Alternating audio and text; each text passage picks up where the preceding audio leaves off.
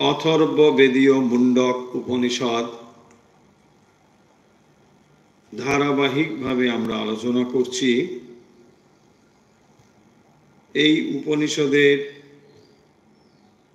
একেবারে প্রথমের দিকেই যে প্রশ্ন উত্থাপন করা হয়েছে, শিষ্য গুরুর কাছে জানতে চেয়েছেন কি এমন আছে যা জানলে সব জানা হয়ে যায়, এবং এখান থেকেই উপনিষদটি শুরু হয়েছে। দে বিদ্যে বেদিতব্যে পরা চ অপরা চ। দুটো জিনিস কেবল জানতে হবে, বেদিতব্যে। দ্বে বিদ্যে বেদিতব্যে, কেবল দুই রকমের বিদ্যা জানতে হবে। একটি হলো পরা, অপরটি হলো অপরা। অঙ্গিরা ঋষি শৌনক ঋষিকে বলছেন, মহাশাল শৌনক, তিনি হচ্ছেন মহাগৃহী। গার্হস্থ আশ্রমে তিনি ছিলেন, কিন্তু তিনি ঋষি। মহাশাল তার মানে তিনি একজন প্রতিষ্ঠিত গৃহী, অর্থাৎ গার্হস্থ আশ্রমে তিনি যথেষ্ট সম্পদ অর্জন করেছেন, যাকে সফল বলা হয়। সেদিক থেকে তিনি সফল। কিন্তু তবুও তিনি জানতে চান এমন কি আছে যা জানলে সব জানা হয়ে যায়। এখান থেকেই মূলত কথা শুরু হয়েছে, এবং সেখান থেকেই প্রথমে বলা হয়েছে অপরাবিদ্যা কি এবং পরাবিদ্যাই বা কি, এগুলো কিন্তু বলা হয়ে গেছে। সেখানে আমরা দেখব যে নানা বিদ্যার কথা বলার পরে ঋগ্বেদ, যজুর্বেদ আদির কথাও বলা হয়েছে। এখন এই ঋগ্বেদ, যজুর্বেদ, সাম, অথর্ববেদ বা শিক্ষা, কল্প, নিরুক্তম, ছন্দ, জ্যোতিষ, এইগুলো সবই কি অপরার মধ্যে বলা হয়েছে। দেখুন, তত্রাপরা ঋগ্বেদ, সব ঋগ্বেদ ইত্যাদি ইত্যাদি সব অপরা। মানে কি? বেদ যখন এই পরম জ্ঞানের কথা বলে, তাকে অপরা বলার মানে কি? অর্থাৎ যখনই বেদ এবং বেদাঙ্গ সংযুক্ত বিদ্যার কথা বলা হচ্ছে, এগুলো সবই কিন্তু অপরার মধ্যেই পড়বে। একমাত্র আত্মতত্ত্ব বিষয়ক যে জ্ঞান, অর্থাৎ যে জ্ঞানের দ্বারা অক্ষর পুরুষকে জানা যায়, একমাত্র সেই জ্ঞানই হলো পরাজ্ঞান। সেই দৃষ্টিকোণ থেকে বেদের জ্ঞানকেও কিন্তু অপরা জ্ঞান বলা হলো। মূলত এখানে বেদ মানে বেদের কর্মকাণ্ডকেই বোঝানো হচ্ছে।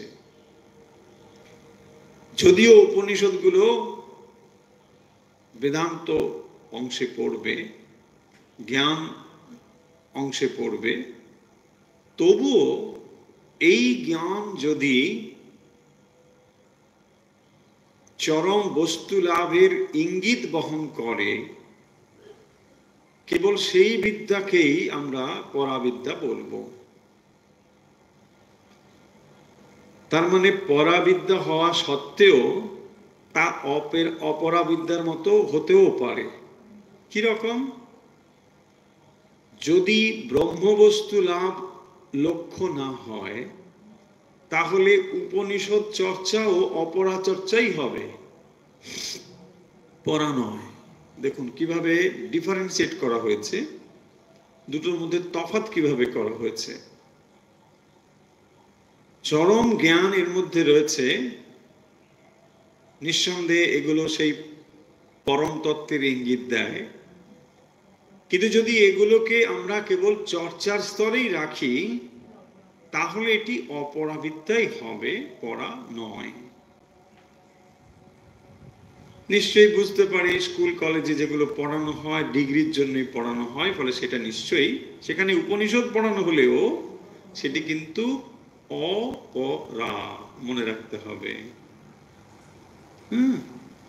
তার উদ্দেশ্য কিন্তু ব্রহ্মলাভ নয়, ডিগ্রি লাভ, এবং সেই ডিগ্রিটি অর্থ উপার্জনের মাধ্যম, তাই না? তার দ্বারা সে পড়াশোনা করছে, ডিগ্রি নিচ্ছে, পরে ছাত্রদের পড়াচ্ছে, ইত্যাদি ইত্যাদি চলছে। তার মানে এখানে যে পয়েন্টটা আমাদের মনে রাখতে হবে, শুদ্ধ জ্ঞান যেটি পরম তত্ত্বকে জানিয়ে দেয়, উদ্ভাসিত করে, সেটি হলো পরাজ্ঞান।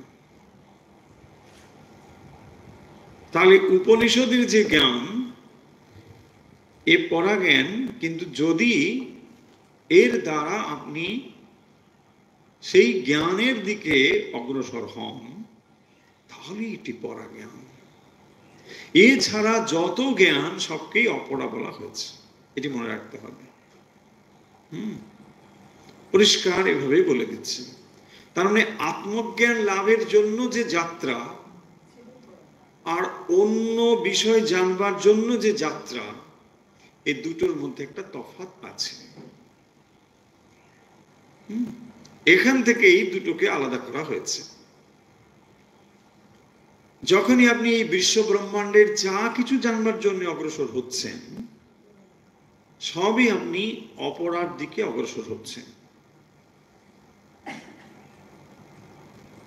একমাত্র এবং একমাত্র যখন আপনি নিজেকে জানবার জন্য যাত্রা করছেন, এক্সক্লুসিভলি এটাইকে আমরা বলবো পরা বিদ্যা। নিশ্চয় আমরা বুঝতে পেরেছি কেন এই দুটো কথা বলা হলো। যে পরিপূর্ণ জ্ঞান জানতে গেলে, বা এই জগৎ, এই সৃষ্টি, মানুষ, সৃষ্টিকর্তা ইত্যাদি এগুলি জানতে গেলে একটি পরিপূর্ণ জ্ঞান থাকতে হবে। তাই ঋষি এখানে বলছেন, দেখো জ্ঞান এইভাবেই বিস্তৃত রয়েছে। অপরা বিদ্যার দ্বারা আপনি বাইরে যেতে পারেন, এটা হচ্ছে মানে মাধ্যম, কি করে আমি বহির্মুখী হতে পারি। আবার পরাবিদ্যা হলো কিভাবে আমি মনকে গুটিয়ে অন্তর্মুখী হতে পারি। দেখুন তাহলে জার্নির দুটো তফাৎ এখানে বুঝে যাচ্ছি। একটি হচ্ছে আউটওয়ার্ড জার্নি, আর একটা ইনওয়ার্ড জার্নি। দুটোর মধ্যে একটা মৌলিক তফাৎ। তার মানে যখনই আমি এই বিশ্ব ব্রহ্মাণ্ডের যে কোনো সৃষ্টি, মানুষ ইত্যাদি যা কিছু জানবার দিকে অগ্রসর হচ্ছি, এই জার্নি আর নিজের দিকে যাত্রা করার মধ্যে একটা বিরাট তফাৎ আছে। প্রশ্ন হয়েছিল কি এমন একটি জিনিস আছে যা জানলে সব জানা হয়ে যাবে। এই প্রশ্ন থেকে আমরা একটা অনুমান করতে পারি যে নিশ্চয়ই এমন একটি বিষয়, উত্তর তো আসবে, উপনিষদ পরপর উত্তর দিয়েই যাচ্ছেন, যে তার মানে যখনই এই প্রশ্ন করা হয়েছে নিশ্চয়ই এইরকম একটি তত্ত্বের ভিত্তিতেই প্রশ্ন করা হয়েছে যে এই বৈচিত্র্যের ভেতরেও একটি একত্ব কোথাও আছে। সেই তত্ত্বটি এখানে স্পষ্টভাবে বলা হচ্ছে। এখন দেখবেন বিজ্ঞান ইত্যাদি, বহির্বিজ্ঞান, এরাও এই তত্ত্বের দিকে অগ্রসর হচ্ছে যে এইগুলোর ভেতরে একটা মৌলিক ইউনিটি আছে। সেই প্ল্যাটফর্মটা কি সেটা জানবার জন্য এখন গবেষণা হচ্ছে, চিন্তা ভাবনা হচ্ছে, বিভিন্ন স্তরে হচ্ছে। ভারতবর্ষের ঋষিরা এই তত্ত্ব বহু বহু পূর্বে আবিষ্কার করেছেন, কোনো ইনস্ট্রুমেন্ট ছাড়াই, কোনো ল্যাবরেটরি ছাড়াই। কারণ তারা মনকে ইচ্ছে মতো ব্যবহার করতে পারতেন। সমগ্র সৃষ্টি যা মনের উপর নির্ভরশীল হয়ে আছে, এটিকে কখনো তারা এই মনের দ্বারাই বাইরে যেতে পারতেন, আবার এই মনকে গুটিয়ে ভেতরেও আসতে পারতেন। তাই দু রকমের এত বিদ্যা তাকে দুটো শ্রেণীতে বিভক্ত করা হয়েছে। একটি হলো সৃষ্টিকে জানবার বিদ্যা, আর একটি হলো স্রষ্টাকে জানবার বিদ্যা। হলো, দেখুন দুভাবে এভাবে পয়েন্টগুলো পাচ্ছেন নিশ্চয়ই। তাহলে একটি বিদ্যার দ্বারা আমি সৃষ্টিকে জানতে পারি, অপর বিদ্যার দ্বারা আমি স্রষ্টাকে জানতে পারি। এখন আবার মনে আপনার প্রশ্ন আসতে পারে যে তাহলে আমি কেন সৃষ্টির দিকে যাব, আমি স্রষ্টার দিকেই জার্নিটা শুরু করি না কেন? বলা হবে যে একটি জিনিস যা আপনি কার্য বলে বলছেন বা সৃষ্টি বলে বলছেন, এর সঙ্গে স্রষ্টার একটি সুন্দর সম্পর্ক রয়েছে। তার মানে যেটিকে আমি কার্য বলে বলছি, এই কার্য এবং কারণ যে সম্পর্ক, এইটি যদি আমি জেনে যাই, তাহলে এই দুটোর মধ্যে কি মিল কি অমিল এটা জানতে পারব। এই তত্ত্ব অনেকে জানে না বলে, অনেক ধর্মের মানুষ জানে না বলে, মানে ভিন্ন ধর্মের কথা বলছি, সনাতন ধর্ম ছাড়া, তারা দেখবেন কেবল স্রষ্টার কথাই ভাবে, তাদের উপাসনার মধ্যে স্রষ্টার কথা আছে। কিন্তু আমাদের সনাতন ভাবনায় সৃষ্টি এবং সৃষ্টিকর্তা উভয়ই গুরুত্বের সঙ্গে বিবেচিত হয়। সেই কারণের জন্যই দেখবেন এখানে বট গাছও পুজো করা হয়, বেল গাছ পুজো করা হচ্ছে, গাছ তো, পশুও পুজো করা হয়, নানা কিছু, পাথরও পুজো করা। কিন্তু এইটাকে আমরা কোন দৃষ্টিকোণ থেকে দেখছি? সৃষ্টি এবং স্রষ্টার মধ্যে একটি সম্পর্ক রয়েছে। তাই একই রকম ভাবে সৃষ্টিও কিন্তু গুরুত্বপূর্ণ বিষয়, এটাকে অবহেলা করলে হবে না। সেই জন্য দেখুন মাতৃদেব ভব, পিতৃদেব ভব এসব আছে।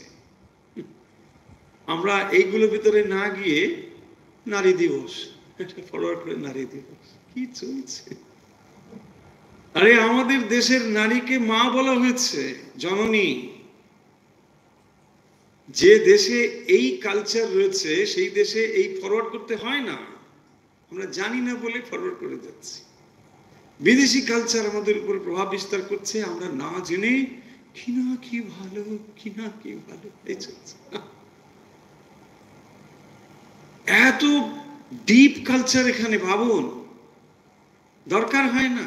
ফাদার্স ডে, মাদার্স ডে কিছুই দরকার হয় না। ফাদার্স ডে মানে কি? এটা গিফট দিয়ে মানে একটু পার্টি হয়ে গেল, ফাদার্স ডে। তারপরে আর বছরে দেখাশোনা নেই, ফাদার তুমি ওখানে থাকো, বাস। আবার নেক্সট ইয়ার হলে ফাদার একবার দেখা হবে, দেবতাদের মতো। মানুষের যেমন এক বছরে, দেবতাদের একদিন, এরকম দেখা হবে ফাদার্স ডে, মাদার্স ডে।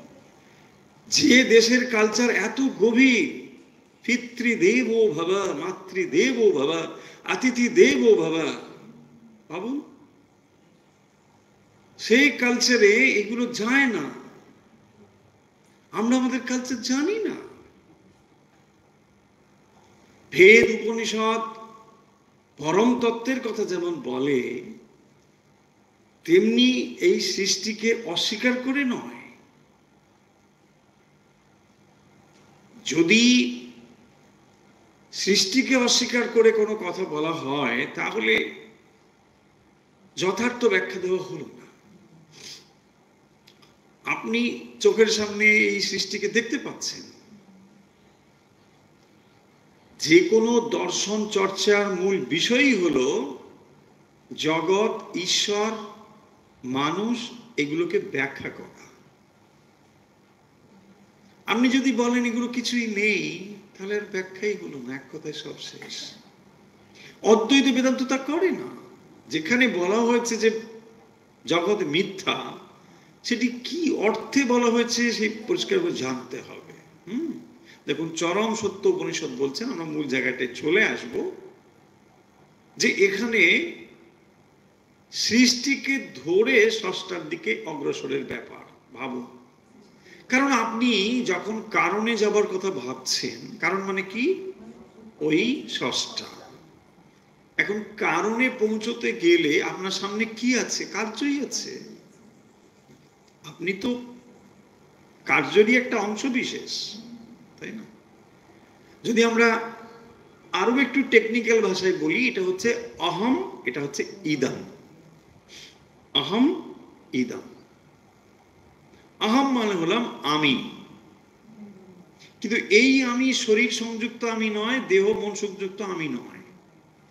এই আমি হচ্ছে সেই কারণ ব্রহ্ম আমি, যে আমির রিফ্লেকশন বুদ্ধির ওপর পড়ে আমরা আমি আমি করছি। এটাকে বলা হবে ইদম। তাহলে এই জগৎটি হচ্ছে আমির রিফ্লেকশন বা ইদম। ইদগম সর্বম। এই ইদমটা খুব সিগনিফিকেন্স ওয়ার্ড, মনে রাখতে হবে। ইদম মানে হচ্ছে বিশ্ব ব্রহ্মাণ্ডকে ইদম বলা হয়েছে, সৃষ্টিকে ইদম বলা হয়েছে, ইদগম সর্বম। তাই এই যে সমস্ত কিছু যা আপনি পরিদৃশ্যমান জগৎ দেখতে পাচ্ছেন, ইভেন আপনি নিজেও, অর্থাৎ আপনার এই শরীর মন বুদ্ধিও ইদমের মধ্যেই সংযুক্ত, এটা অহম নয়।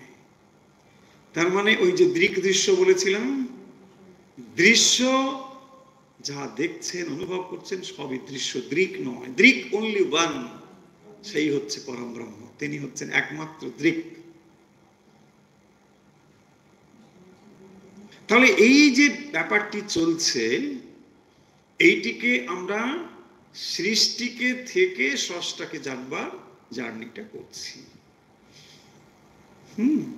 তার মানে এর সঙ্গে একটা সম্পর্ক রয়েছে।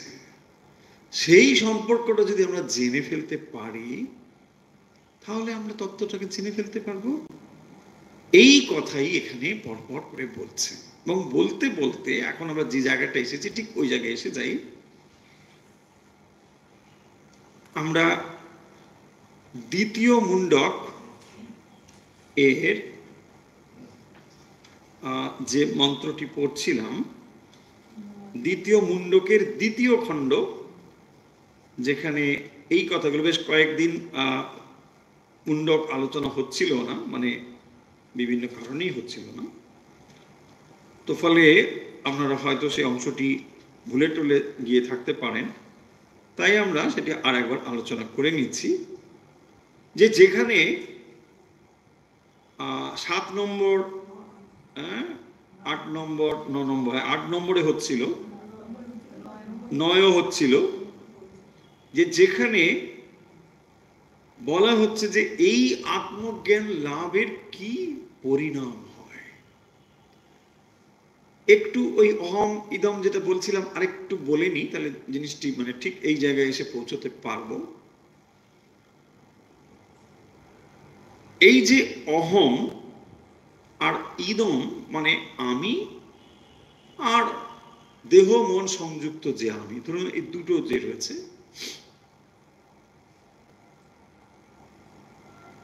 যখন আপনি গভীরভাবে সুষুপ্তিতে আছেন, ঘুমিয়ে গেছেন ধরুন গভীরভাবে, তখন শরীরের বোধ নেই, মন কাজ করছে না। শরীর মন বুদ্ধি কাজ না করা সত্ত্বেও আপনি কোথাও না কোথাও আছেন। আপনি যদি নাস্তি হয়ে যেতেন, মানে আর নেই, তাহলে জেগে উঠে বলা সম্ভব হতো না যে আমি ভালো ঘুমিয়েছি। আজ খুব ফ্রেশ লাগছে। এই যে কথাগুলো আমরা বলি, কি করে বলি?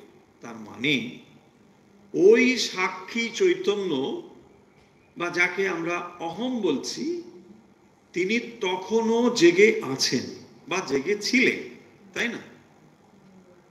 এবং এইটি সর্বদাই জেগে আছেন। কিভাবে জেগে আছেন? আমার শরীর মন এর থেকে নিরপেক্ষভাবে জেগে আছে। কথাগুলো বুঝতে অসুবিধা হচ্ছে না তো? আমার শরীর মন থেকে নিরপেক্ষভাবে তিনি জেগে আছেন। যদি কঠিন লাগে কথাগুলো দেখুন বুঝতে, আপনি একটি ঘরে গিয়ে আলো জ্বালিয়ে দিলেন, অন্ধকার ছিল, ঘরটায় আলো জ্বালিয়ে দিলেন। এখন আলোটা জ্বলছে, আপনি ঘরে দুটো তিনটে চেয়ার আছে দেখছেন, একটা টেবিল আছে দেখছেন। টেবিলগুলোকে যদি বা চেয়ারগুলোকে আমি সরিয়ে নিই ঘর থেকে, তখন আপনি কি দেখবেন? বলছেন না চেয়ারগুলো নেই, এটা আমি দেখছি। দেখুন, চেয়ার নেই যে এটা দেখছেন, কিভাবে দেখছেন? আলো আছে বলে। বোঝা যাচ্ছে না কথাগুলো? তার মানে তখনও উদ্ভাসিত হওয়ার জন্য কিছু আছে, কিন্তু দৃশ্য নেই। দৃশ্য মানে অবজেক্ট, অবজেক্ট মানে চেয়ার টেবিল, এটা নেই। কিন্তু যেটি প্রকাশক তিনি নিজে আছেন, পরিষ্কার তিনি আছেন বলেই আপনি বলছেন এখানে অন্য কিছু টেবিল নেই। টেবিল নেই মানে কি? টেবিলের জ্ঞান অন্যত্র আছে, টেবিল আপনি চেনেন, এখন বলছেন এখানে টেবিল নেই। এই নাস্তিক জ্ঞান কি করে হচ্ছে? দেখুন, একটু জটিল জটিল হয়তো কথা বলছি, কিন্তু একটু মন দিয়ে শুনলে জিনিসটা বুঝতে পারবেন। একটু সূক্ষ্মতা আছে নিঃসন্দেহেই, কিন্তু তাহলে দেখুন, তাহলে যখন আপনি ঘুমিয়েছিলেন তখন এগুলো কি ছিল? এগুলো যেন অফ হয়েছিল, সুইচগুলো অফ হয়ে গেছে, মনটা বন্ধ হয়ে গেল, দেহটাও অসাড় হয়ে গেল, বুদ্ধিটাও বন্ধ হয়ে গেল। কিন্তু উদ্ভাসক যে আলো, এটা কিন্তু আছে। প্রকাশক যে আলো, তখনও তিনি আছেন। তাকেই আমরা বলছি সাক্ষী স্বরূপ। বলো, এই অহম সাক্ষী স্বরূপ তখনও আছেন। তাহলে একটা জিনিস পরিষ্কার, এই যে নিরপেক্ষভাবে থাকা মানে, যদি উদ্ভাসক উদ্ভাসিত বস্তু না থাকে তবুও তিনি থাকতে পারেন। কিরকম? মন বুদ্ধি না থাকা সত্ত্বেও তিনি আছেন। আবার যখন এগুলো থাকে তখন এগুলোকেই প্রকাশ করে, তাই না? এবার দেখুন, ঠিক এই জায়গাটা স্থির রেখে এবার আরেকটা জিনিস ভাবুন। যখন আমি দেখছি সূর্য, সূর্যের আলো ছড়িয়ে পড়ছে এই মহাবিশ্বে, তাই না? পৃথিবীতে নয়, সর্বত্র ছড়িয়ে পড়ছে, বেশ। কিন্তু যখন আপনি আলোকে দেখছেন, এমনি আলোকে কি করে দেখবেন? দেখতে পারবেন? পারবেন না। তাহলে আলো একটি বস্তু রূপে পড়বে, তারপরে আমি তাকে দেখতে পারবেন, রেটিনায় এসে রিফ্লেক্টেড হবে, তবে দেখতে পারবেন। তার মানে কি বলছি? বলতে চাইছি, কেবল আলো থাকলেই হবে না, কারণ আলো যেহেতু সাক্ষী স্বরূপ আছে, তাকে বুঝতে হলে আর একটি অবজেক্টের দরকার, তবেই আপনি আলোকে বুঝতে পারবেন, তাই না? ঠিক সেরকম, ঠিক সেরকম। এই জায়গাটা যদি পরিষ্কার বুঝতে পারেন, যখনই আপনি ওই কারণের কথা বলছেন, সাক্ষীর কথা বলছেন, যেহেতু তাকে কোনো কিছু দিয়ে আপনি প্রকাশ করতে পারেন না, তাই আপনি তাকে ধরতে পারেন না। তার মানে নেই তা নয়, আছেন। যখনই সেটি রিফ্লেক্টেড হয়ে কারোর উপর পড়ে, তখনই আপনি বুঝতে পারেন, আপনার বোঝার জন্য ওই স্তর, তার আগেও তিনি আছেন। দেখুন, বুঝুন, এই সূক্ষ্মতাটা বুঝতে হবে, তাহলেই আপনার কাছে জিনিসটি পরিষ্কার হবে। তার মানে যখনই একটা বস্তু আমি ওখানে দিলাম, আপনি তখনই বুঝতে পারছেন এখানে আলো আছে। তা নাহলে আলো আপনি আছে বুঝতে পারবেন না। তার মানে দেখুন, যে সৃষ্টিকর্তার রিফ্লেকশন এসে পড়ছে সৃষ্টির ওপরে, তখনই আপনি বলছেন যে হ্যাঁ, এ আছে, সে আছে, অমুক আছে, তমুক আছে। বোঝা গেল? যদি এই সমস্ত জিনিসগুলোকে আমি বাদ দিয়ে দিই, কিছুই নেই, তাহলে আপনি তাকে বুঝতে পারবেন না। আপনার সেন্স অর্গান কেবলমাত্র রিফ্লেক্টেড জিনিসকেই বুঝতে পারে, ডাইরেক্ট জিনিসটিকে বুঝতে পারে না। এই সূক্ষ্মতাটা আছে। কি হচ্ছে আসলে জিনিসটা দেখুন, খুব মজার খেলা চলছে। মানে পরমেশ্বর এইরকম ভাবেই একটি সৃষ্টি তৈরি করেছেন যেখানে আপনি আমি বিমোহিত হয়ে যাব। কিরকম না, অহংয়ের আলো এসে পড়ছে ইদমের উপরে, তখন ইদম নিজেদের মধ্যে একটা সম্পর্ক তৈরি করে এখানে খেলা শুরু করে দিয়েছে।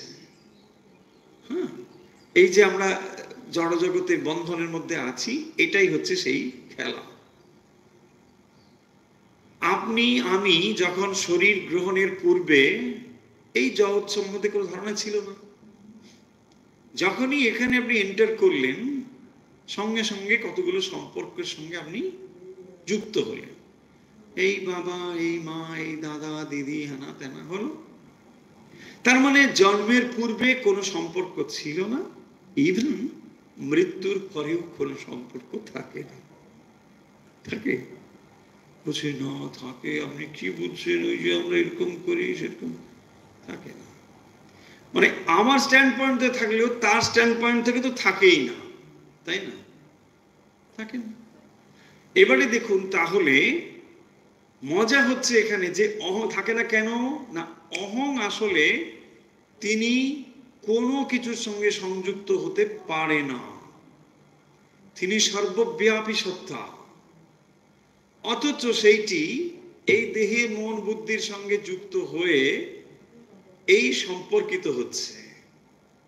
তখনই এই মজার খেলাটি চলছে। এটাকেই বলা হবে চিত জড় গ্রন্থি। এখান থেকে কি হচ্ছে? সহস্র কামনার জন্ম হচ্ছে। সহস্র কামনার জন্ম হচ্ছে। কারণ কিরকম? ওই অহংয়ের আলো এসে পড়েছে ইদমের ওপরে। যখন ইদম শব্দ বলছি তখন বুঝতে হবে শরীর মন বুদ্ধি তিনটেকেই বোঝাচ্ছি। শরীর মন বুদ্ধির সঙ্গে এসে পড়ছে অহংয়ের আলোকটা, তাতে এসব আলোকিত হয়েছে। হ্যাঁ, তাহলে এই যে সমগ্র অংশটি অর্থাৎ ইদম অংশটি আলোকিত হয়েছে, নিশ্চয় আমার কথা থেকে প্রমাণিত হলো, আমরা বুঝতে পারলাম যে যখন আমরা ঘুমিয়ে যাই তখনও তিনি নিশ্চয়ই থাকেন। ইভেন তিনি সর্বদাই সর্বক্ষণে, মানে এই জন্য বলা হয় দেশ কাল নিমিত্ত অপরিচ্ছন্ন, এগুলোর থেকে তিনি সম্পূর্ণ আলাদা হয়ে আছেন। মানে দেশ মানে হচ্ছে স্পেস, তো তিনি কখনো স্পেস দ্বারা বিচ্ছিন্ন নন। মানে এই জায়গায় তিনি আছেন, এখানে নেই, এটা নয়। নির্দিষ্ট কোনো কালে আছেন, নির্দিষ্ট কালে নেই, তা বলা যাবে না। কিরকম? অতীত, বর্তমান, ভবিষ্যৎ, এ সবটাই তার কাছে একটাই কাল। ভাবুন তাহলে। তাহলে এই সর্ব অবস্থায় তিনি আছেন, সকল দেশে তিনি আছেন। অবস্থা মানে অবস্থাত্রয়ম, কি? জাগ্রত, স্বপ্ন, সুষুপ্তি। সমস্ত অবস্থাতে তিনি নিরপেক্ষভাবে অবস্থান করছেন বলেই তার এক নাম সাক্ষী স্বরূপ। উপনিষদই আমাদের বলেছেন যে অভ্যাস কি করে করবে, যে যখন তুমি তোমার ভিতরেই সেই সাক্ষী স্বরূপ আছেন, এমন নয় যে কোথাও তিনি অন্যত্র, না, তোমার ভেতরে সেই সাক্ষী স্বরূপ তোমার ভেতরেই আছেন। তাতে যখন আপনি মনোনিবেশ করছেন তখনই আপনি ইদমের রাস্তা থেকে অহমের দিকে যাচ্ছেন। দেখুন, যদিও আপনি ইদমের স্থলেই আছেন, তবুও আপনার মন আপনি অহমের দিকে ফেলে রেখেছেন। একেই বলে আধ্যাত্মিক যাত্রা। আপনি ইদমের স্তরেই আছেন, যে জগৎ মানে ইদম, সমস্ত কিছু দেখছেন। আদম নয় কিন্তু ইদম। হ্যাঁ, ইদম। বলছে না, আমি আদম পড়েছিলাম একবার, কিন্তু আমি বোধহয় আর এটা গুলিয়ে ফেলেছেন। না, গুলিয়ে ফেলিনি, ইদম, আদম নয়। হ্যাঁ, সংস্কৃত ওয়ার্ড ইদম। তো তার সঙ্গে যখন এই সংযুক্ত হয়ে আমি আছি, কেবল দৃষ্টি যদি আপনার অহমের দিকে থাকে, তার মানে একটি এমন জিনিস এখানে রয়েছে যার দ্বারা সব উদ্ভাসিত হয়েছে।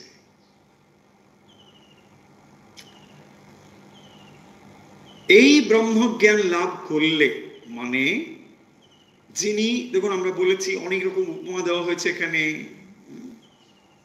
উপাসা নিশিতম বলা হয়েছে, তারপরে চক্রের কথা বলা হয়েছে, কিভাবে ধনু ইত্যাদি দিয়ে উপমা দেওয়া হয়েছে। এই যে এত কিছু করে আপনি যখন সেই পরম ব্রহ্মকে জানতে পারবেন, সেই পরম ব্রহ্মকে জানা মানে কি? পরম ব্রহ্ম কোথাও কোনো কিছু নয়, আসলে এই পরম ব্রহ্ম মানে একটা বিরাট দূরের কিছু জিনিসকে বোঝায়, তা নয়। আপনার ভেতরে যে অহম তত্ত্ব, তাকেই বলা হচ্ছে পরম ব্রহ্ম, তাকেই জানা। পরম ব্রহ্ম মানে আপনার নিজের স্বরূপকে জানা। এই স্বরূপকে জানলে কি হয় এটা এখানে পড়ছে। এখন প্রশ্ন হবে যে এটা জানলেই কি আমার জানা হয়ে গেল? নো, এইটা কেবল তত্ত্বজ্ঞান, থিওরিটিক্যাল আপনার জানা হচ্ছে, কিন্তু এক্সপিরিয়েন্সিয়াল নলেজ এখনো বাকি হয়েছে। তাই আপনি এটা পড়ছেন কেন না, অপরের অনুভূতিটা আপনি জানবার চেষ্টা করছেন, বলো। কিন্তু এটাকে আপনি যদি জ্ঞান মনে করেন, সেই জন্য অনেকে মুশকিল হয়, কি যখন বলা হয় তুমি ধ্যান করুন, কি ধ্যান করলেন? একটু একটু আমি ব্রহ্ম, মানে বইতে পড়ে সে শুনেছে আহম ব্রহ্মাস্মি, হচ্ছে কি হলো না, আমি তো সেই, যখন বলা হচ্ছে আপনি খুঁজুন তো আপনি কে, হচ্ছে দুবার তিনবার আমি কে, আমি কে, আমি কে, ও আমাকে তো দিদা বলে ডাকে, দিদা দিদা দিদা।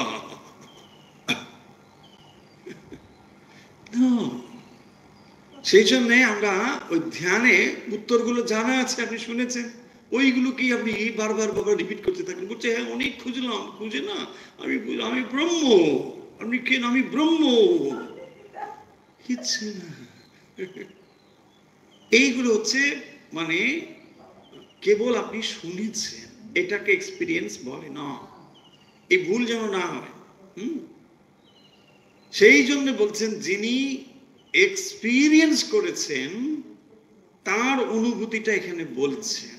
কেন না, আপনি জেনে খানিকটা প্রেরণা পেতে পারেন, কিন্তু ব্যবধান থাকবে।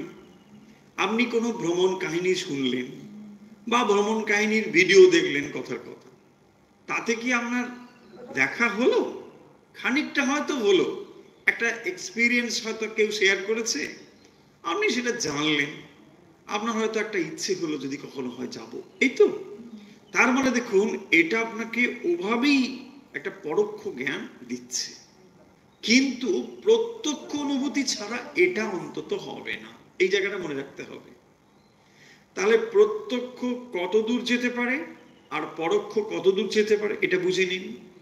আপনি যত বিদ্যা অর্জন করেছেন, যেগুলো পরীক্ষায় লিখে পাশ করেন, আমি ধরে নিচ্ছি ভালোভাবেই লিখে পাশ করেন, কোনো না দেখেই পাশ করেন, সেগুলো সবই কিন্তু ওই পড়ে আবার লিখে দিয়ে আসা।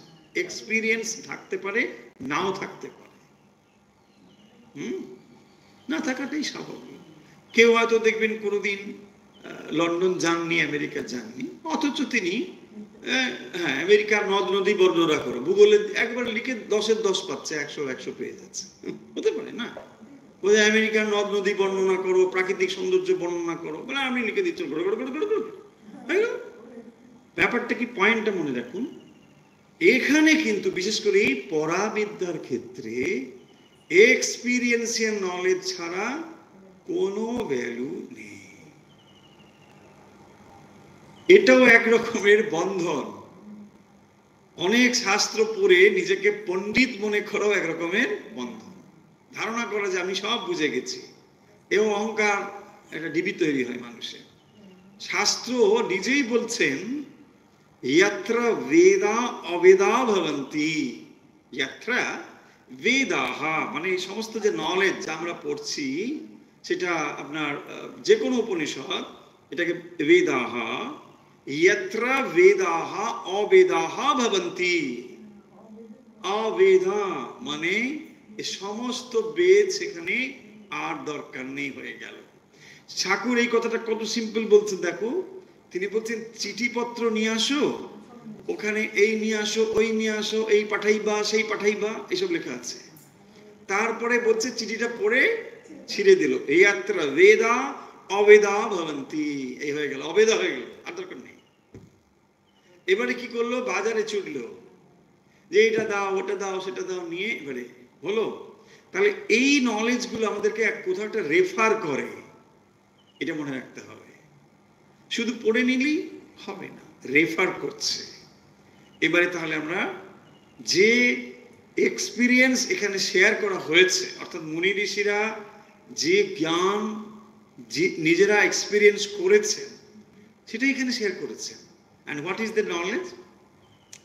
9 নম্বর মন্ত্রটি আগে হয়তো পড়াও হয়েছে, তবুও আমরা আরেকবার আজকে পড়ব, কারণ মাঝখানে একটু গ্যাপ গেছে, ফলে আমরা ধরে নিতে পারি যে সেটা হয়তো হাওয়াতে, তারপরে হাওয়াও শুরু হয়েছে, বসন্তের হাওয়া, এটা আবার খুব মানে মানে ভালো আবার খারাপ ওরকম আছে। যাই হোক, তো এই বসন্তের হাওয়ায় হয়তো এদিক ওদিক হয়ে যেতে পারে, হ্যাঁ, সেই জন্যই।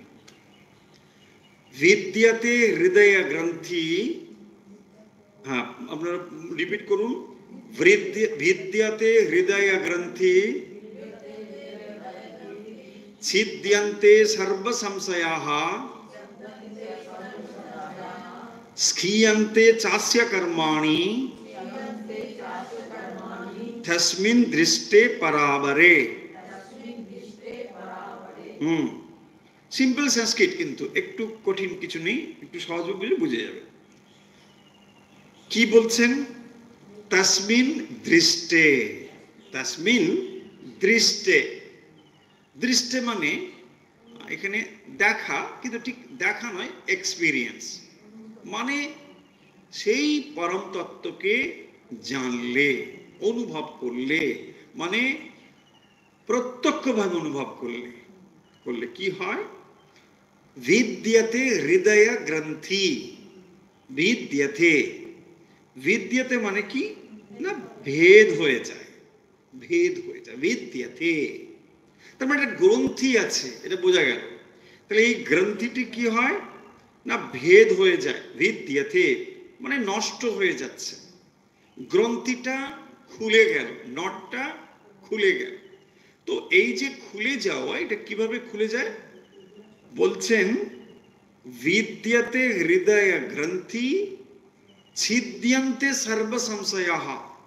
দেখো, তাহলে সেই পরম তত্ত্বকে জানলে হৃদয় গ্রন্থি বিদ্যতে, হৃদয় গ্রন্থিটা কি?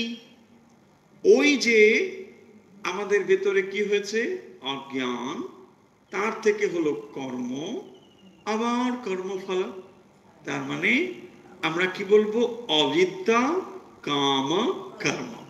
আগেও বলা হয়েছে, আচার্য শঙ্কর এই তিনটিকে একটি বৃত্তের মতো করে দেখিয়েছেন, যার ভেতরে আমাদের জীবনটি ঘুরছে। সেটি কি না, একটি হলো অবিদ্যা, অবিদ্যা জনিত কাম, তা জনিত কর্ম। হ্যাঁ, অবিদ্যা, কাম, কর্ম, এভাবেই চলছে। কর্ম মানে কর্মফল, কর্ম থেকে কর্মফল, কর্মফল হেতু শরীর, আবার এটি, এই চক্রটি ঘুরছে, সংসার চক্র। এবং এখানে কামনা আবার একটি নেই, কামনা মানে হাজার হাজার লক্ষ লক্ষ কামনা জন্ম আছে। আমরা যে কামনা, আমরা এই উপরের স্তরে যেগুলো দেখতে পাই জাগ্রত অবস্থায়, মানে আমরা খুব ওপরে যেগুলো বলা হয় আইসবার্গের একেবারে ওপরের অংশটুকু দৃশ্যমান দেখা যাচ্ছে, কিন্তু এর ভেতরে যেটা দেখা যাচ্ছে না, এটা নাকি অনেক অনেক বেশি, মানে 90% এরকম বলা হয়। সাবকনসিয়াস মাইন্ডটাকে 90% বলা হয়েছে। এবং ফ্রয়েডের থিওরি অনুযায়ী এটাকে একটু অন্যভাবে ব্যাখ্যা করেছেন, সেখানে কামটাকে একটু বেশি করে দেখানো হয়েছে। যারা ফ্রয়েডিয়ান থিওরি পড়েছেন তারা নিশ্চয়ই জানবেন। তো এই রকম ভাবে এটাকে এক্সপ্লেন করা হয়েছে, বাট আমাদের ভারতীয় দর্শন এটাকে তা বলবে না। যে শুধু ওই জিনিসটি আছে তা নয়, সেখানে লাস্টকে বেশি করে দেখানো হয়েছে, বাট এটা সেটা না। বলা হচ্ছে যে এরকম হাজার হাজার বাসনা কামনা মানুষের মনের পরতে সাজানো রয়েছে, কিন্তু তার কেবল উপরের স্তরটাই দৃশ্যমান দেখা যাচ্ছে। এরকম বহু কিছু রয়েছে যা কেবল অপেক্ষা করে আছে, মানে সুযোগ হলেই সেটা বেরোবে। এখন প্রশ্ন হচ্ছে তাহলে এত যে ব্যাপার, তার মানে একদিকে দেখুন এটাকে কি বলা হয়েছে, হৃদয় গ্রন্থি। তাহলে এই কামনার বাসস্থান কোথায়, বাড়ি কোথায়? হৃদয়। মন, কিন্তু মনের অন্তঃকরণ সংযুক্ত হৃদয় আছে না। আপনি দেখবেন যে কোনো কামনা বাসনার স্থানই হচ্ছে হৃদয়। আবেগটা কোথায় তৈরি হয়? হৃদয়ই তো, তাই না? আবেগটা ওখানেই আছে। সেই জন্য হার্ট এবং হৃদয়ের মধ্যে, হার্ট অ্যান্ড ব্রেনের মধ্যে একটা সুন্দর ব্যালেন্স থাকতে হবে, তা নাহলে মুশকিল হয়ে যাবে।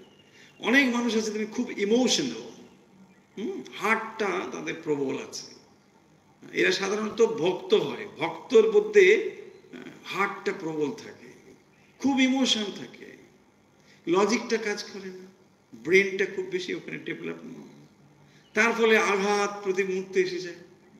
খুব ইমোশনাল হয়ে গেলে পরে সমস্যা আছে। আবার যারা খুব লজিক্যাল, খুব ব্রেন নিয়ে কাজ করে, তাদের হার্ট শুকিয়ে গেছে, মুশকিল। হ্যাঁ, খুব মুশকিল। তিনি হয়তো বিরাট বিশ্ববিখ্যাত বিজ্ঞানী, একজন পাশের বাড়ি হয়তো বলছেন একটু আমার বিপদ হয়েছে, কিছু সাহায্য করুন, বলছে না এ তো কোনো ব্যাপার না, হ্যাঁ সম্ভব নয়, এ তো হবেই না, হার্ট নেই। বুঝতে পেরেছে এইসব ব্যাপার? হ্যাঁ, হার্টলেস না, হার্টলেস নয় কিন্তু, হার্টলেস, হ্যাঁ বোনলেস বলে, নো। এনিওয়ে শুনুন, তাহলে ব্যাপার হচ্ছে যে দুটো জিনিসের মধ্যে কম্বিনেশন, এবং এখানে যে মূল জিনিসটি বলা হলো হৃদয় মানে হচ্ছে তাহলে কামনার বাসস্থান, তাই না? তাহলে ঘর ভেঙে দিতে হবে। ঘর যদি ভাঙেন, কোথায় ভাঙবেন? ওই কামনার ঘরটাকেই ভেঙে দিন, ওটাই হচ্ছে হৃদয় গ্রন্থি, হচ্ছে চিরজাত গ্রন্থি। দেখুন, যেখানে আমরা কামনা বাসনা অনুভব করছি হৃদয়ে, সেই যে বাসনা অনুভব হচ্ছে কি করে বলুন তো? এমনি এমনি বাসনা অনুভব হবে? হবে না। ওখানেও চিৎজড় অর্থাৎ চৈতন্যের রিফ্লেকশন এসে পড়েছে। যে কামনার অংশটি আপনার ভেতরে জাগরিত হয়, এমনি এমনি কামনা জাগবে। আচ্ছা, এর কোনোদিন ইচ্ছে হবে একটু সিনেমা দেখে আসি, ইচ্ছে হবে? হবে না। বলছে না, আমার কোনোদিন ইচ্ছে হয় না ভাই, এ যেমনই আছে তেমনই আছে, তাই না? কিন্তু মানুষের ভেতরে এটা হচ্ছে, সজীব প্রাণ আছে ওখানে। ওখানে কি পড়ছে? চৈতন্যের রে এসে পড়ছে বুদ্ধিতে, সেটা আরো রিফ্লেক্টেড হয়ে মাইন্ড বডিতে পড়ছে। তখনই ওখানে চৈতন্যের ফলে ওই কামনা উদ্ভাসিত হচ্ছে। তখনই তার ভিতর ইচ্ছে হচ্ছে, আচ্ছা এটা করতে হবে, সেটা করতে হবে, এই দরকার, ওই দরকার, না কিছু রকম তৈরি হচ্ছে। এখন প্রশ্ন হচ্ছে তাহলে এটা যাবে কি করে? বলছেন এই যে উপাসনার দ্বারা যখন ওই অহম তত্ত্বে আপনার মন গিয়ে নিবিষ্ট হবে, মানে যে ইদম অংশে আপনি নিজেকে আমি আমি করছেন, আমি যে আমি আমি করছি মানে এটা কি? শরীর মন বুদ্ধির সঙ্গে সংযুক্ত হয়ে আমি আমি করছি, বুঝুন। আর যখন ভগবান শ্রীকৃষ্ণ বলছেন আমি, এই আমি হচ্ছে ওই আমি, সর্বব্যাপী চৈতন্যের সঙ্গে সংযুক্ত আমি, এই দুটো হচ্ছে আলাদা। এই দুটো তফাৎ বুঝতে হবে। সাধারণ মানুষ আমি করছেন আর ব্রহ্মজ্ঞানী আমি করছেন, দুটোর মধ্যে আলাদা। এই যে সর্বব্যাপী চৈতন্যের সঙ্গে আমি, এইটি হচ্ছে তার স্বরূপ। এইটিকে যখন তিনি মন স্থির করতে পারেন, বা এইটাকেই বলা হচ্ছে তাসমিন দৃষ্টে, যখন এইটা তিনি জানতে পারেন, তখন বিদ্যাতে হৃদয় গ্রন্থি, তখন হৃদয় গ্রন্থিটা ভেদ হয়ে যায়, বিনষ্ট হয়ে যায়। এই গ্রন্থি মানে যেন খুলে যায়। তার মানে কি হচ্ছে দেখুন, তার মানে কামনা সংযুক্ত আমরা কখন হচ্ছি না? যখন অবিদ্যা কাজ করছে। এখানে অবিদ্যাটা সম্পূর্ণ চলে যাচ্ছে। অবিদ্যা নাশ হওয়ার ফলে সমস্ত কামনা বাসনারও নাশ হয়ে গেল।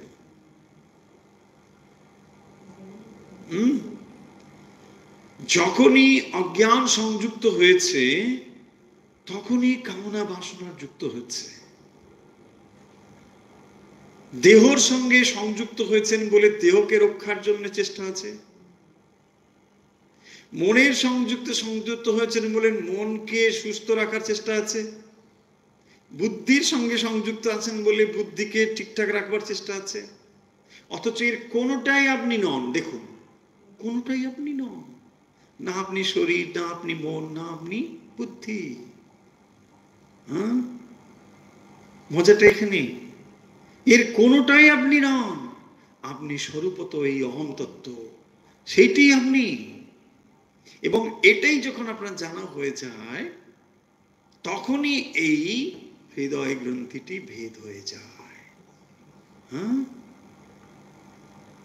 যেটাকে শাস্ত্রে ওই বীজ পোড়া কথা বলা হয়েছে, দগ্ধ বীজ।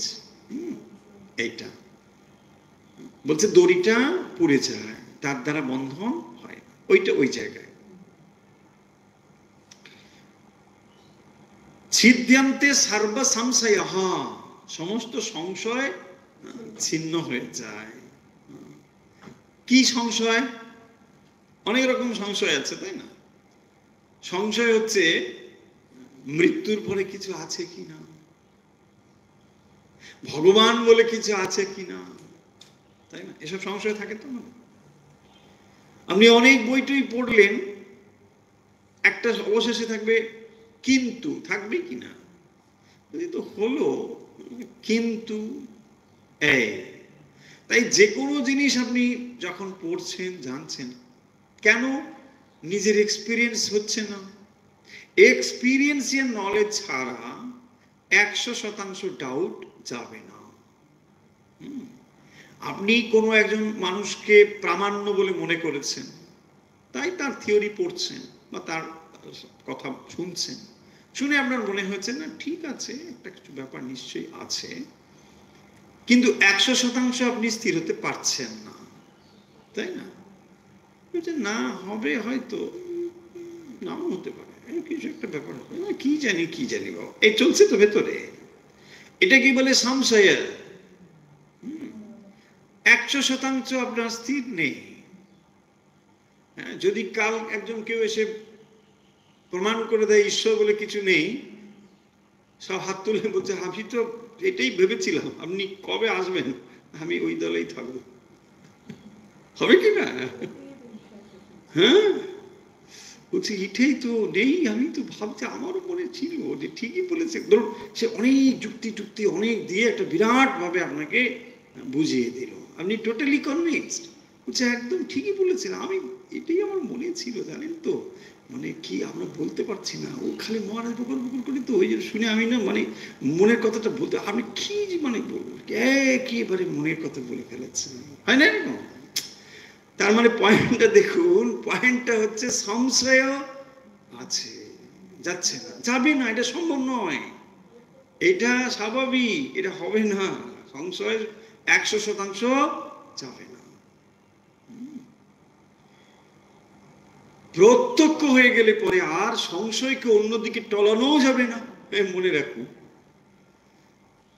প্রত্যক্ষ এমন একটি জিনিস যেখানে সংশয় তার উপরে আর কোনোভাবে কাজ করতে পারবে না, বলছে না একটু কিছু হবে না, তা নয়। এই জন্যে অনেক কিছু সংশয় আমাদের মনে আছে। ভালো কাজ করে আমরা খারাপ আছি, অনেকে খারাপ কাজ করে ভালো আছে, এইসব প্রশ্ন ওঠে না? ফলে কি প্রমাণ করতে হবে? তার মানে ভালো কাজ করা ভালো নয়, তাই না? এই তো কনক্লুশন। এখানেও সংশয় আছে যে কেন ভালো কাজ করলে কি ভালো ফল পাবো, কে ফল দেবে? সে কি মনে করে রেখেছে আমি যে সেদিন গোপনে এত একটা ভালো কাজ করে দিলাম, তাই না? এসব সেদিন শিবরাত্রি করলাম, আমি কত কিছু না খেয়ে শিবরাত্রি করেছি, ভগবান কি দেখেছে? দেখেইনি, থাকলে তো দেখতো, নেই, কে ফল দেবে? তো there are so many doubts, তাই না? ফলে এই যে ডাউট গুলো একমাত্র ওখানেই যাবে। এই জন্য এখানে বলা হয়েছে সর্ব সংশয়, হোয়াট এভার, যত রকম ডাউট আছে সমস্ত ডাউট চলে যাবে। সংশয় রাক্ষস, শ্রীরামকৃষ্ণ বলছেন না, শ্রীরামকৃষ্ণ সম্বন্ধে বলছেন যে হ্যাঁ, সমস্ত সংশয় চলে যাবে। নাশ মহাস্ত্রম সংশয় রাক্ষস নাশ মহাস্ত্রম।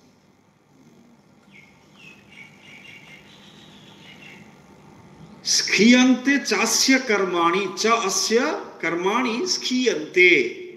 তিনটে জিনিস এখানে দেখুন তাহলে, একটা বলছেন ভিদ্যতে, একটা বলছেন ছিদ্যন্তে, আরেকটি হচ্ছে স্ক্ষীয়ন্তে। স্ক্ষীয়ন্তে কি? স্ক্ষীয়ন্তে না চাস্য কর্মাণি স্ক্ষীয়ন্তে, তার সমস্ত কর্ম কি হয়? ক্ষয় হয়ে যায়। সমস্ত কর্ম ক্ষয় হয়ে যাবে। তাহলে কর্ম কি কি আছে? কর্মের তিনটে স্তর কি কি আছে আমাদের জানা আছে নিশ্চয়ই। একটাকে আমরা কি বলি? সঞ্চিত, প্রারব্ধ, ক্রিয়মান। এই তো। তাহলে এই যে কর্মগুলো এখানে বলছেন কি? চাস্য কর্মাণি, সমস্ত কর্ম কি হবে? স্ক্ষীয়ন্তে, ক্ষয়প্রাপ্ত হয়ে যাবে। তাহলে যদি ক্রিয়মান এবং প্রারব্ধ আর সঞ্চিত যেগুলো, এগুলো সব যদি বিনষ্ট হয়ে যায়, তাহলে আর শরীর ধারণ হচ্ছে না, আর তাকে সংসার চক্রের মধ্যে ঘুরতে হচ্ছে না। এখান থেকে তিনি মুক্ত হয়ে যাবেন। দেখুন, এটা দুরকম জিনিস থেকে আপনি বুঝতে পারবেন। একটি যদি আপনি কর্মে থিওরি মানেন, কর্ম থিওরি, তার মানে সমস্ত কর্মের দ্বারা নিয়ন্ত্রিত হচ্ছে। যদি সমস্তই কর্মের দ্বারা নিয়ন্ত্রিত হয়ে থাকে, তাহলে আমি কর্মের বন্ধনের বাইরে যাব কি করে? খুব স্বাভাবিক প্রশ্ন উঠতে পারে। আপনি এ জন্মে প্রারব্ধ দ্বারা চালিত হচ্ছেন। প্রারব্ধ কাকে বলে? যা আমি আগে করেছি সেগুলো এখন যা ফল দিতে শুরু করেছে। সমস্তটা ফল দিচ্ছে তা না, খানিকটা দিচ্ছে। এবারে যে অংশটি ফল দিচ্ছে তাকে প্রারব্ধ বলছি। এর মধ্যে আবার ক্রিয়মানও চলছে। তার মানে আগের যেগুলো করেছি এগুলো যেমন করেই যাচ্ছি, পাশাপাশি নতুন কিছুও করছি যেগুলো এখন ফল দেওয়ার অপেক্ষা। এই জন্মে হবে না হয়তো, সঞ্চিত হয়ে যাচ্ছে। এরকম বহু বহু কর্ম সঙ্গে সঙ্গে চলছে আমাদের। ফলে এগুলো থেকে তাহলে বেরোবেন কি করে? আপনি ভালো মন্দ অনেক কর্মই করছেন এবং সেগুলো আবার ওই ব্যালেন্সের সঙ্গে যুক্ত হয়ে যাচ্ছে, আগের ব্যালেন্স যা ছিল। তাহলে এখন এই ব্যালেন্সটি নীল হবে কি করে? নীল করতে হবে না, নীল না হলে তো আপনি বেরোতে পারবেন না। এখন এই নীল হওয়া কি করে হবে? সেই জন্য বলছেন যে এই ব্রহ্ম জ্ঞান হলে এইটি শেষ হয়ে যাবে। জ্ঞানাগ্নি দগ্ধ কর্মাণম, জ্ঞানাগ্নি দগ্ধ করে দেবে। জ্ঞান রূপ অগ্নি সমস্ত কর্মকে দগ্ধ করে দেয় এবং তার ফলে যেহেতু সমস্ত কর্ম দগ্ধ হয়ে যাবে, তাহলে কর্ম যদি না থাকে, কর্মফল ভোগের জন্য আর দেহ ধারণ হচ্ছে না। দেখুন, আপনি যদি লব কর্ম মানেন তাহলেও আপনি বুঝতে পারবেন যে ব্রহ্মজ্ঞান লাভের ফলে কি অবস্থাটা প্রাপ্ত হয়। আপনি যদি জ্ঞানের দৃষ্টিভঙ্গি দিয়ে থাকেন তাহলেও আপনি বুঝতে পারবেন ভিদ্যতে হৃদয় গ্রন্থি ছিদ্যন্তে সর্ব সংশয়, সমস্ত সংশয় সেখানে চলে যায়, কারণ আপনি স্বরূপ জ্ঞান প্রাপ্ত হয়েছেন। তাহলে এক, স্বরূপ জ্ঞান প্রাপ্ত হওয়ার ফলে এই অবস্থা হতে পারে। দুই, কর্মের দ্বারাও কর্ম ক্ষয় হয়ে এই অবস্থা প্রাপ্ত হতে পারে। এরপরে রইল বাকি পরাবরে। পরা অবরা যুক্ত হয়ে পরাবরে। পরাবরে মানে মানে এরকম নয় যে মানে কোনো কিছুতে এরকম না, পরাবরে এরকম না, এটা দ্বিবচন হয়েছে, তাই পরাবরে। হ্যাঁ, ফলম ফলে, নিশ্চয়ই আপনারা এটা তো মনে থাকবে, কিছু না জানলেও এটা তো সবাই জানে, তাই না? ফলম ফলে তলানি, হ্যাঁ ফলানি। আচ্ছা, তো ফলম ফলে, এই যে ফলে মানে দ্বিবচনে ফলে হলো। তাহলে পারা আর হচ্ছে অবরা, এই দুটো মিলে হলো পরাবরে। তো এই যে পর এবং অবর, তস্মিন দৃষ্টে, তাহলে পর কি আর অবর কি এটা জানতে হবে। তিনি পর এবং অবর এইটিকে তখন জানতে পারেন। অর্থাৎ এই কার্য এবং কারণ রূপ যে ব্রহ্ম, এইটি তিনি অনুভব করেন। পর মানে হচ্ছে শ্রেষ্ঠ অহম তত্ত্ব, অবর মানে হচ্ছে ইদম তত্ত্ব। হলো, তাহলে অহম তত্ত্ব এবং ইদম তত্ত্ব এইটি তখন একসঙ্গে এসে মার্জ হয়, তাকেই বলা হয়েছে তস্মিন দৃষ্টে পরা বরে, পারা এবং আবারা। তাহলে ইদমটা গিয়ে অহমের সঙ্গে মিশ্রিত হয়ে যাচ্ছে। এই ইদম, তিনি তো ইদম অংশেই আছেন, শরীর মন সংযুক্ত যিনি তিনি ইদম। এই ইদম গিয়ে অহমের তত্ত্বটিকে বুঝতে পেরে এটা তিনি বুঝছেন চিরকাল সেই অহমই আছেন, ইদম কেবল মাঝখানে অহংকার সংযুক্ত আমি। চিরকাল অহমই আছেন, ইদম বলে কিছু নেই।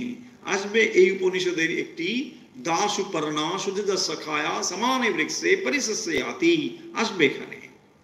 সেখানেও আমরা দেখব এই তত্ত্বটিকে বলা হচ্ছে অপূর্ব সুন্দরভাবে। দুটি পাখির গল্প বলা হয়েছে। মুন্ডকের এটি হচ্ছে বিশেষত্ব, এক একটি উপনিষদ একে থাকে না। যখনই আমরা বলি নচিকেতা, তখন ঈশোপনিষদ মনে পড়ে, তাই তো পড়ে না? ও বাবা, হ্যাঁ দেখেছেন, তখন কষ্ট পরিষদ মনে পড়ে। হ্যাঁ, কষ্ট না, কঠোপনিষদ। হ্যাঁ, কোনটা? এটাও আছে, রাইট, এটাও আছে, ঠিকই ধরে বলেছেন, একদম আছে। তো ফলে এক একটা উপনিষদের মধ্যে এক একটা জিনিস স্পেশালিটি, ওখানেও ওইটাই স্পেশালিটি, যে এখানে ওই দুটি পাখির কথা বলা হবে, একটু পরেই আসবে সেই কথা। তার মানে দেখুন, ওই পাখিটি যখন পরম তত্ত্বকে জানতে পারলো, সে তখনই বুঝতে পারলো দুটো বলে কোনোদিন ছিল না, চিরকাল সেই একটি রয়েছে, তাই না? তার মানে দেখুন কি হলো না, ওই সূর্যই তার রিফ্লেকশন সেখানে পড়েছে। এখন যেখানে রিফ্লেকশন এসে পড়েছে, এই জ্ঞানের দ্বারা বুঝতে পারলো যে চিরকাল সেই সূর্যই আছে, এটা কোনো কাল আলাদা রকম কিছু ছিল না, একটিই আছেন, তিনিই আছেন। মাঝখানে শুধু এই প্রকৃতি মায়া সংযুক্ত হওয়ার ফলে এই সৃষ্টি এভাবে হচ্ছে। দেখুন কি অদ্ভুত একটা জিনিস এখানে হচ্ছে, এটাই ব্যাপার। তাহলে এই জ্ঞানের দ্বারা আপনাকে আমাকে কেবল জানতে হবে যে কিভাবে আমরা সেই পরম তত্ত্বটিকে জানতে পারব। আমরা যে স্বরূপত সেই ব্রহ্মই, এইটি আমাদের জানতে হবে, তাকেই বলা হয়েছে স্বরূপ জ্ঞান, আর তার ফলেই এটা হয়। তাহলে ভিদ্যতে হৃদয় গ্রন্থি ছিদ্যন্তে সর্ব সংশয়াঃ ক্ষীয়ন্তে চাস্য কর্মাণি তস্মিন দৃষ্টে পরা অবরে। পারা অবরা, পারা মানে হচ্ছে শ্রেষ্ঠ, অবরা মানে তার থেকে নিচের স্তরে যেটি। তার মানে এটি হলো কার্য ব্রহ্ম আর একটি হলো কারণ ব্রহ্ম, দুটোর মধ্যে সম্পর্কিত আছে। যখন এই জ্ঞান পরিপূর্ণ হয়ে যায়, স্বর্ণ থেকে যখন স্বর্ণের অলংকার তৈরি হয়েছে, তাহলে একটি অলংকার, তাকে আমরা বলছি কার্য, আর স্বর্ণ হচ্ছে কারণ। তাহলে কার্য এবং কারণকে যখন উভয় তো আমি জানি, তখন আমি এই পরম তত্ত্বকে জানি। এটাকেই বলা হয়েছে তস্মিন দৃষ্টে পরাবরে, কারণ সেখান থেকেই এই সব কিছু হয়েছে। এই যে পরম তত্ত্ব, এটিকে যখন আমি জানছি, পরিপূর্ণ জ্ঞান তখনই হচ্ছে। হলো, তাহলে দুটো সমানভাবেই গুরুত্বপূর্ণ, পর এবং অবরা। চলুন আজকের কথা এখানে শেষ করছি, আমরা পরের মন্ত্র পরের দিন পড়ব।